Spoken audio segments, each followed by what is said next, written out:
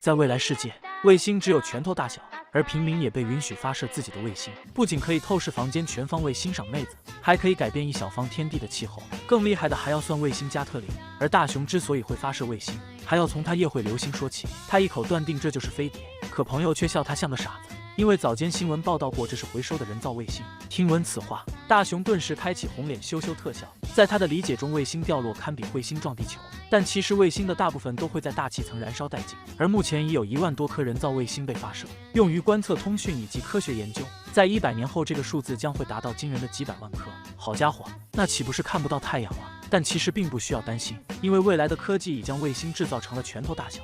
而大雄也有幸发射了一颗属于自己的卫星。只见卫星一发冲天，穿越城市的上空，接着在高空解体，进入到了宇宙中的轨道。通过卫星，大雄不禁能看到自己居住的小镇。如果继续放大倍数，甚至可以具备2娃的能力千里眼。大雄调整卫星的方位，在空地发现了秘密聚会的虎父2人。正所谓不作就不会死，大雄又发射了一颗回声卫星，想吃虎父2人的瓜。岂料2人全程都在互相抱着大雄的黑料，大雄顿时杀人的心都有了，直接口吐莲花进行了反击。虎父2人顿时都惊呆了，袖子一撸就要左右开弓。原来不仅大雄能听到虎父的声音，虎父同样能够听到大雄的声音。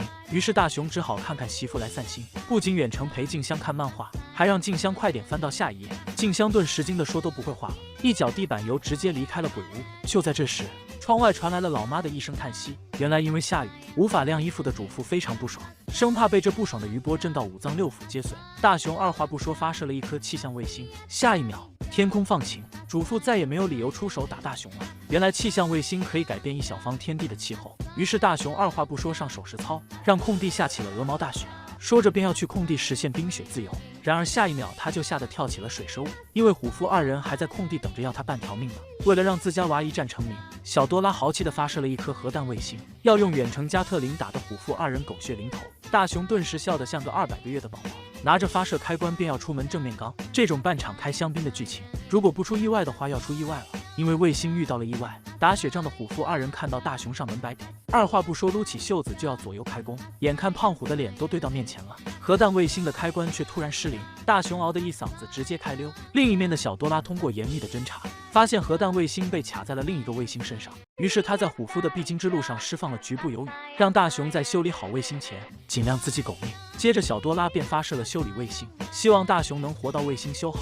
只见大雄各种蹲草丛，偶尔还按2下发射开关，然而他还是没能逃过虎父2人，被逼到了死胡同。眼看虎父2人摩拳霍霍向大雄修理卫星，终于拔出了核弹卫星。只见卫星一个标准的锁定，接着便开始疯狂扫射，虎父2人顿时被轰到5脏6腑皆碎，当着大雄面原地蹦起了地，随后一脚地板油直接开溜。大雄保命成功，夜晚几颗彩虹糖划破星际，正是大雄发射的卫星完成了使命，落回了地面。第2天，关于流星的话题又开始了，几人坚信这次的绝对是飞碟，只有大雄知道真相，可他担心被孤立，只能沉默。